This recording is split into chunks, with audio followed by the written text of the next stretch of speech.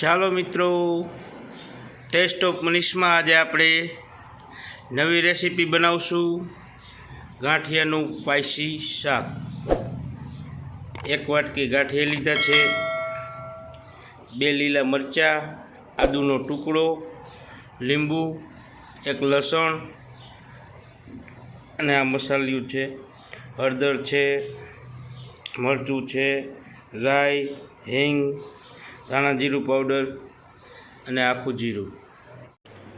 જે વસ્તુ આપણે આગળ દેખાડી હતી એ વસ્તુ જો લીંબુનું કટિંગ કરી લીધું છે, મરચાંનું કટિંગ કરી લીધું છે અને આદુ અને મરચાંની આ પેસ્ટ બનાવી લીધી છે લસણની, અને આપણા આ ગાંઠિયા છે।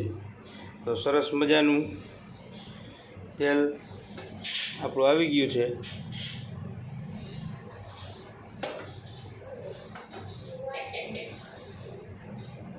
રાઈ નાખશું આપણે, એમાં રાઈ નાખી છે, પછી આપણે એમાં જીરું એડ કરશું। સારી રીતે રાઈ ફૂટી જાય પછી આપણે એમાં જીરું એડ કરવાનું રહેશે।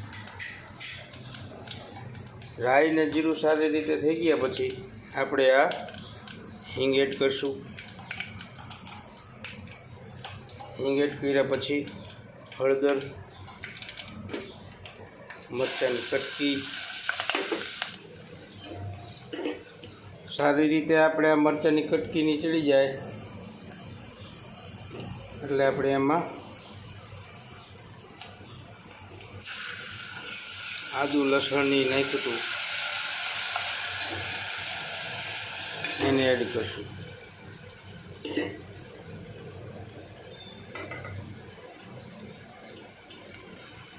ધાણા જીરું પાવડર, આપણે આ ગાંઠિયા લીધા હતા એ ગાંઠિયા સરસ મજાના સારી રીતે એને આપણે ચોળવવાના છે।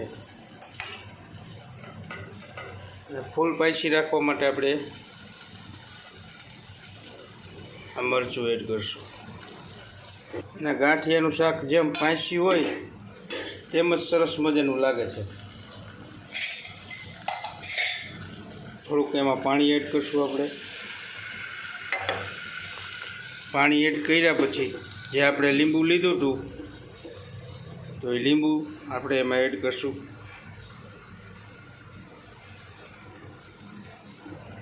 કેવા આપણા સ્પાઈસી ગાંઠિયાનું શાક બનીને તૈયાર થઈ ગયું છે। જોતાં જ મોઢામાં પાણી આવી જાય તેવું। તો 2 થી 5 મિનિટ આપણે આ શાકને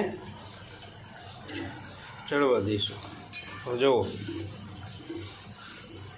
સરસ મજાનો આમાં ખાટો રસો આવી ગયો છે। આપણી હવે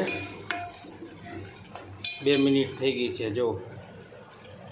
તો 2 મિનિટમાં આપણું આ ઝટપટ શાક પાકી અને તૈયાર છે। તો ચાલો આપણે એક સર્વિંગ બાઉલમાં એને સર્વ કરીશું। જો આપણું આ શાક બનીને રેડી થઈ ગયું છે, તો આપણે આને હવે સર્વ કરી જોતાં જ મોઢામાં પાણી આવી જાય તેવું તીખું સ્પાઈસી શાક ટેસ્ટ ઓફ મનીષમાં બનીને રેડી છે। આપણે આમાં સર્વ કરી લઈએ।